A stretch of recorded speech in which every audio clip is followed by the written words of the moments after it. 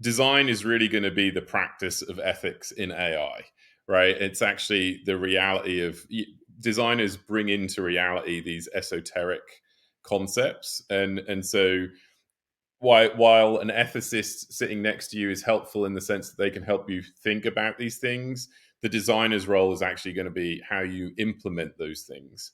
We'll also start to build AI, UX AI tools that will help us iterate at a much larger scale. So imagine being able to create numerous scenarios where you can test your model against them in real time to iterate and fine tune.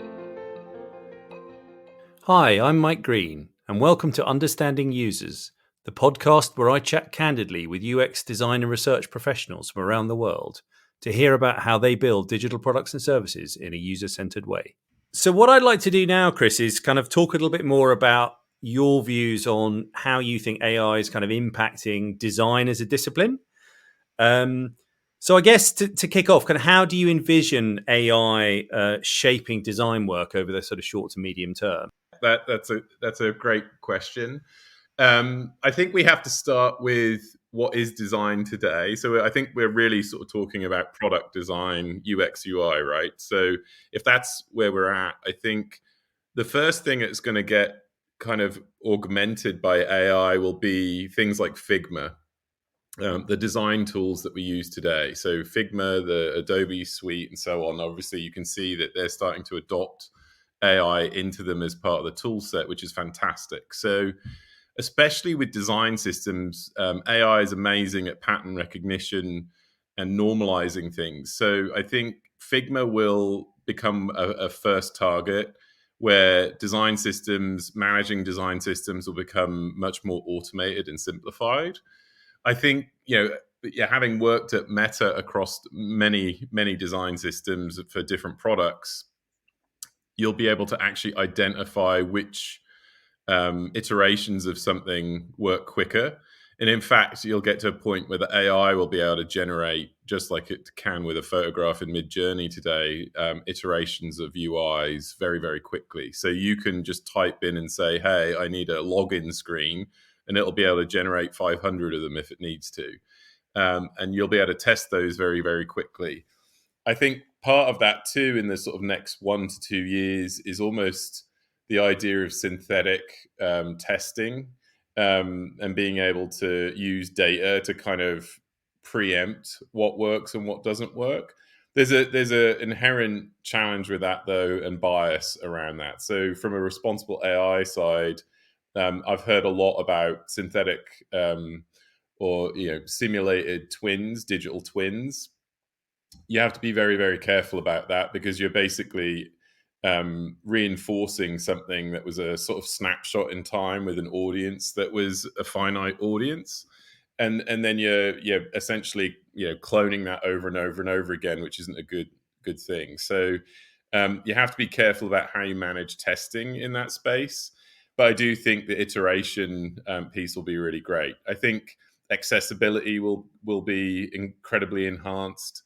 By virtue, you'll be able to just plug that in and say, AI, always keep accessibility top of mind for any design that I create as an individual designer, and that'll be fantastic. So managing color palettes, managing hotspots, and font sizes, all those things will start to be much more simple for the designer, which will be great. I think it will also get to a point where there'll be unfortunately fewer designers needed to manage those things. There are thousands of designers across large companies like Meta that manage these design systems. So I think there'll definitely be disruption there. I was going to ask you about that and the sort of human cost to this large-scale automation of design, and I guess that's what unnerves the design community, understandably. Yeah, no, I think it's very valid. I do think that the designers that lead design, in the sense of the person who comes up with that net new thing that nobody's thought of before, they'll get elevated. That is sort of the bleeding tip of design, not the person who's trying to normalize something and systematize something. I think the systematizing of anything is going to become the domain of the AI. That is the space that it will excel at, and no human being will keep up with that. So I think that'll be the sort of 1 to 2 years in terms of the traditional product designer role. I think 1 to 2 years too, designers will start to influence the tools that AI engineers and data scientists use. That'll help us improve how AI actually works. We did some work at Meta where we used service design to kind of figure out, so everybody knows the sort of process of building AI, but what they don't realize is that, each person who touches it, think of it as a factory. You're building an automobile, right? You're sort of putting the wheels on, building the axle, the frame, the doors, and so on. And each person who touches it has a certain tool set, a certain framework, certain mindset, education, and so on around that thing that they're doing. Do they understand what they're working on right now and the implications of it downstream? Something that they're working on right in front of them might have unintended consequences. And so building tools that actually preemptively hint to the person building that thing, have you thought about this? Have you thought about this? Even priming them in a way where it helps them identify their own biases so that they're thinking against their own biases in some way. So building smart tools that really help lower any kind of untoward outcomes at the end is really powerful. So I think you'll see a lot more design moving into that space, because essentially that design is actually where intelligent systems emanate from, right? It's like those tools, those individual steps, the aggregation of those things is how you build an AI brain, if you will. And so it goes back to that concept that I talked about early on, where if you have like a thinking machine, who should teach this machine? It's those people who are teaching this machine. It's those people who are gathering that data and labeling that data and so on. How do you make sure that they're doing that in the best way for society? And I was going to ask you, and you sort of alluded to it there, but the kind of existing UX processes that we know and love, the sort of discovery, the alpha, the beta, all of the kind of the tools and techniques that those of us in this industry go to what extent will those need to be adapted in your view, or to what extent can AI be slotted into, for want of a better phrase, those kind of existing ways of building products? I think that they will, and I think we'll also start to build AI, UX AI tools that will help us iterate at a much larger scale. So imagine being able to create numerous scenarios where you can test your model against them in real time to iterate and fine tune how those things could work. I think that will be a new space that design can focus on. I'm not sure if you saw the NVIDIA keynote several months ago. I think it was like 3 or 4 months ago. They showed a digital twin of a warehouse. They had modeled an Amazon fulfillment center, and they had filled it with fake people and the robots and all the boxes and so on.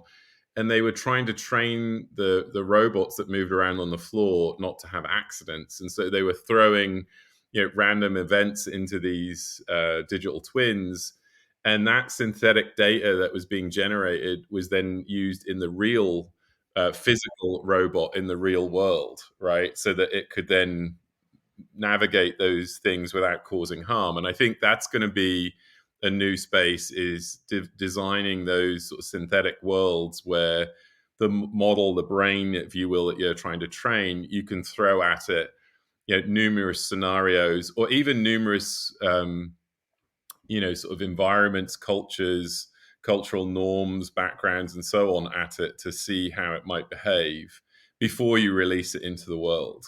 And so you can go through millions of human years, in weeks and days, and train it on those things without harming anybody.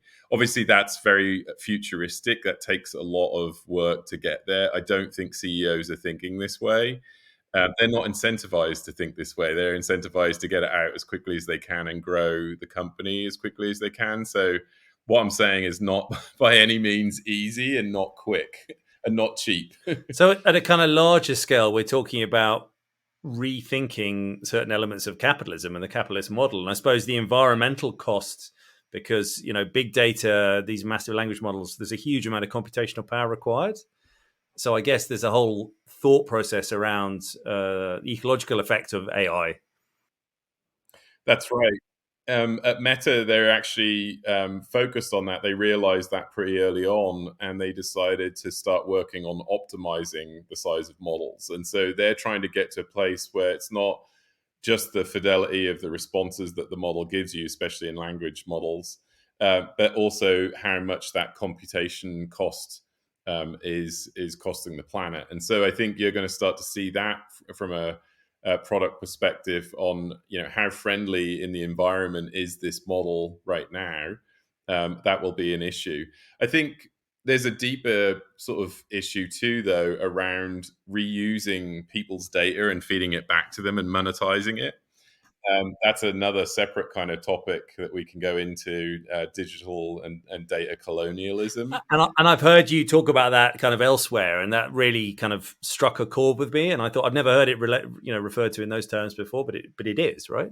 Yeah, that's right. I mean, if I take your entire culture and your language and start to make money off of it and don't give any of that back to you, that's not really a great place to be, right? And so we can do that now. We can start to scrape the inherent sort of fundamental frameworks of society and then start to monetize them. It's like, how do you copyright the English language, or how do you copyright bangers and mash, or whatever those things are that you want to teach a model and monetize it back to people. That's when I was working on Amelia, I started to realize, oh, we can make a lot of money here, which is good for the business, but ethically, it's problematic. And so I think that's where design needs to think through. And you're finding that with a lot of smaller companies that are trying to figure these things out. There's a whole network of them out there where they're trying to figure out the best ways to build businesses and figure out how to make money off of this stuff and also give back to those communities. That's really fascinating. But then I guess some of these concerns can't be laid at the door purely of AI, because this idea of sort of digital colonialism, harvesting data, has been going on for years. All our phones are pulling data from our apps all the time, which we're willingly giving. And of course, most of us have no real concept of what is being done with that data and how those organizations are monetizing it. I think it's only latterly that's become more publicly talked about.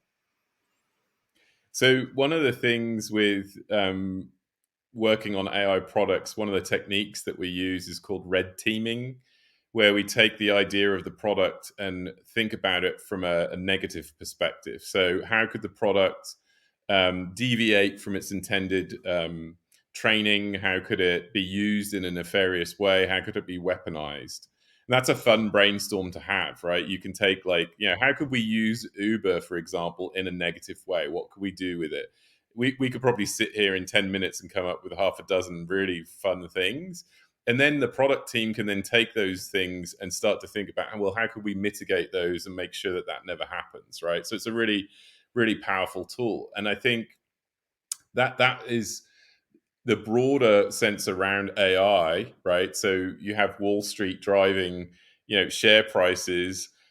That's sort of weaponizing AI in itself, right? Because if the CEO is incentivized to just go after the share price, he's going to make, or she's going to make, decisions that really impact the whole team under them, and that's going to drive the kinds of products that get developed that aren't necessarily going to be great for humanity. So if you start to think about where in this overall system do things fall apart, honestly, they start to fall apart right at the very top, right at the very beginning of how a company is incentivized. I've been on numerous VC calls in the last 6 months where the ideas that are flowing around are, on the surface, when you first hear them, wow, that's amazing, that's going to transform the world. But then you think, for 5 minutes a little more deeply, it's like, no, that's going to be a terrifying solution. And that somebody's going to make it. Somebody's going to get $500 million to build this thing, and that's the way the world works right now. So I agree with you that we've been doing this for a long time, ever since the internet has kind of grown up. I think now with AI, we can really weaponize that data in new ways that we'd never thought of before. So I think regulation has a lot of catching up to do. I've worked with a lot of regulators and civil and human rights experts. Unfortunately, the press again thinks about extinction level issues when they don't want to think about, let's talk about the reality of this, which is, in quotes, the boring stuff, which is, what is the EU AI Act and the Digital Services Act and things like that? Like what is meaningful regulation? That doesn't, I totally agree with you, but that doesn't create a catchy headline, does it? Which is why they're seizing on this kind of existential risk to humanity. And I mean, I guess that leads on to this question about responsibility then. So what do we as designers, researchers, developers, product teams, what responsibility do we have then in this shaping the future, but doing it in a kind of ethically and sustainable way? What is fascinating is when you look at academia and you look at engineers and data scientists coming out of institutions, I think it's the statistic is 1 in 1,000 actually takes any kind of ethical course during their 4-year degree, 3 or 4 year degree, which is shocking, right? So you've got thousands of engineers, software engineers coming out of universities with no foundational training. So the likelihood that you're ever going to work with somebody who's professionally and ethically trained is very low.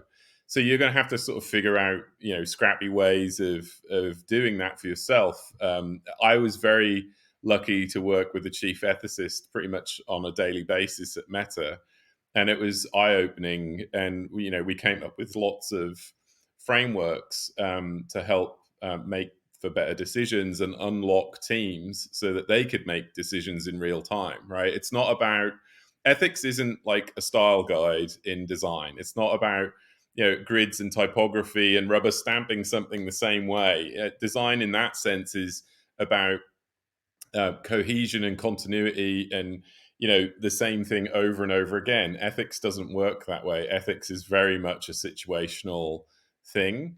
There are lots of vectors that can change a decision. So if you use the same question at different points in a journey for a user, you might get different answers ethically because of where they're at in their journey. So it's very, very fluid. And so the way that you teach that is to basically teach people how to think. It's teaching a person how to fish, not giving them the fish, right? And so those frameworks, those decision-making systems helps them break down those things and chunk the decision down. But there are things that teams can do today that they can start to build for themselves with no training. Obviously, there's tons of books out there that you can start to read on practical ethics. Design is really going to be the practice of ethics in AI, right? It's actually the reality of designers bring into reality these esoteric concepts. And so while an ethicist sitting next to you is helpful in the sense that they can help you think about these things, the designer's role is actually going to be how you implement those things. And so figuring out how to do that, a good technique is writing down your principles and values. And so those things should be pretty much evergreen and should never change. And so that's a good starting point and a good benchmark to have. And when should we use AI? When should we not use AI? That's a good question to start with. Like, think about a list of the reasons why you would never want to use AI, or how you might source data to train a model. Why would we never want to use this kind of data? Or if we're going to design for X kind of audience, are we going to make sure that we get that same amount of data from every community in the world so that we're making it accessible to everybody and inclusive? So you kind of have to look for the the minority there in terms of what data you can find, right? And if that's the minimum viable product to making it accessible to everybody, you have to make sure you can get that data across all those communities. So those are the kinds of things that you can think about. Red teaming is also a great you know technique where you take an idea and then you try and think about the negative side of that. And as you get good at that, that actually can help you improve the blue sky ideation process, right? Because you start to think inherently in a more thoughtful way, in a more responsible way, even when you're trying to be creative. It's not about um, kind of limiting your creativity. It's about just channeling it in a way that makes it, societally positive. So, in terms of what an AI product team should look like, so for example, I've worked a lot with the UK government where you have a kind of classic agile scrum team. You've got your kind of product manager, product owner, you've got your delivery manager, then you've got your user researcher, interaction designer, content designer, developer, etc., etc. How does that or does that not transmit into this kind of new world of AI? What should a product team look like? I think it'll probably be a lot like that for quite a while because change takes forever. I do think ethics will be an issue, but I think even prior to that, just because of business, policy and regulation will probably trump ethics to begin with. They typically, companies typically worry about how they can get sued first before, and sadly, before they think about doing the right thing, right? That's just the way the world works. It's like let's cover our bases. It's a CYA, as they would say in America. And so compliance and regulation is usually the first thing. And so whether that person is essentially hired to be in that team full time is probably not that's probably not going to happen. It's probably more on a part-time basis. And so they might come in at the beginning. One of the things that I do when we do a 0 to 1 sort of brainstorm, we're kicking off a sprint. Okay, Mike, let's think about, the future of banking and AI. We're going to build an app for teenagers. What should we do? When we have that kind of brainstorm, I'll bring in the ethicist and the policymaker, civil rights and human experts and so on to kind of do a 10-minute pitch. Here's the things that you should think about, Mike. Here's 10 things, 5 things that you should worry about. Here's 5 things that are, important in terms of regulation. This is where the world is moving, that kind of stuff. These are the watch outs. And so you're primed when you go into that creative exercise to kind of have that, and that maybe there's some big post-it notes on the walls that are just like guidance, and that helps frame that. And then they leave the room, and they probably leave the team for quite a while you work through those things, and then they can come back and review that work as you're going through that creative process. And so it's a bit like having a Shark Tank where they come back and tick some boxes and give you some nudges and say, hey, how could this go this way or that way. If you're a larger team, you can start to have another team come in and red team against your ideas, which is kind of fun, right? They go off, and we've all been there where somebody comes and shoots your baby, and use your brilliant idea, and it's like, oh man. And then this takes it to a new level, where it's like, no, I'm going to turn it into this evil Terminator that's going to do something horrific, right? And you can kind of play tennis with that. You bounce it back and forth and try and come up with ideas. But again, it shouldn't limit or quash the excitement around building something. I think so here's a personal note. I've been a vegetarian for about 20 years, and I'm not going to sit in front of you and tell you can't eat that hamburger, right? And so it's the same with AI in some ways, where it's sort of, I don't want to come in and be the bad cop and kind of quash the growth of the company.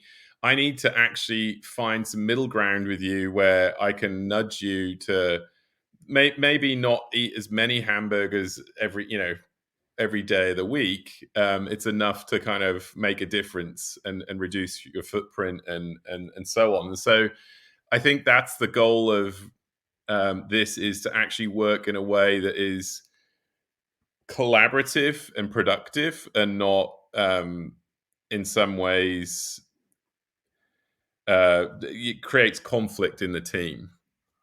And the next episodes, the next part of this fascinating series of chats, we're going to talk a little bit about kind of careers in AI.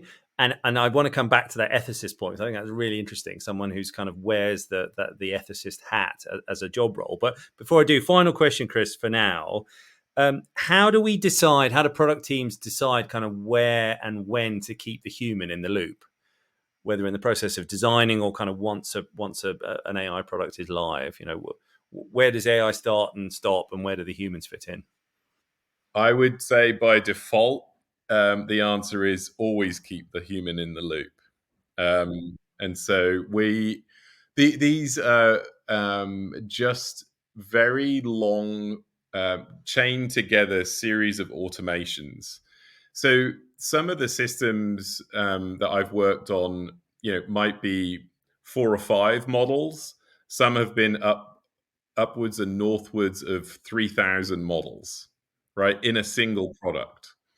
And so understanding where a bad decision happens is really difficult. And letting it run itself is not practical.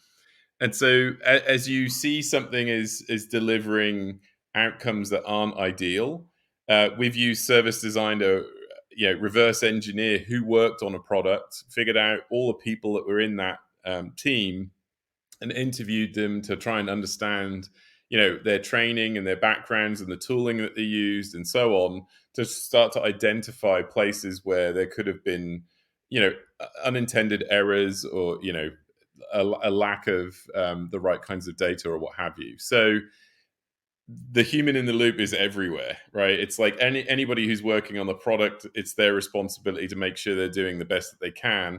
And again, this goes back to that sort of incentivization program. If product teams are running for the next deadline all the time, it's going to be very hard for them to take some time to think about these things in a thoughtful way. If engineers are bonused and performance rated based on the lines of code that they enter over a given quarter, that's not a good metric.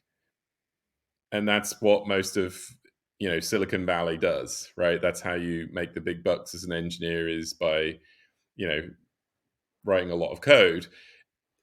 Again, AI is going to disrupt this as well, right? Because with GitHub, and Copilot, it's not about the lines of code, it's about the quality of the code, right? Even GitHub, what it strings together is sort of a spaghetti mess. And so hopefully the quality of the code is also considered as part of responsible code.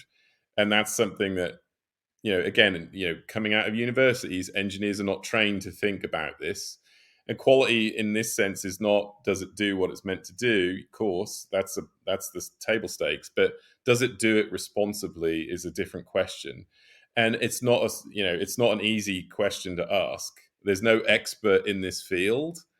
It is evolving as we work on this stuff. Anybody who says they're an expert in this field is lying through their teeth.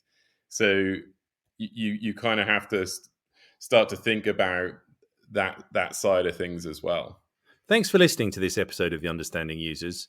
If you enjoyed what you heard, do please like or comment wherever you're listening, and feel free to share this episode more widely. And feel free, of course, to drop me a line with any feedback via LinkedIn or my website, researchable.uk. Join me again next time when I'll be sharing some more insights from digital design professionals. Until then, stay safe and stay user-centered.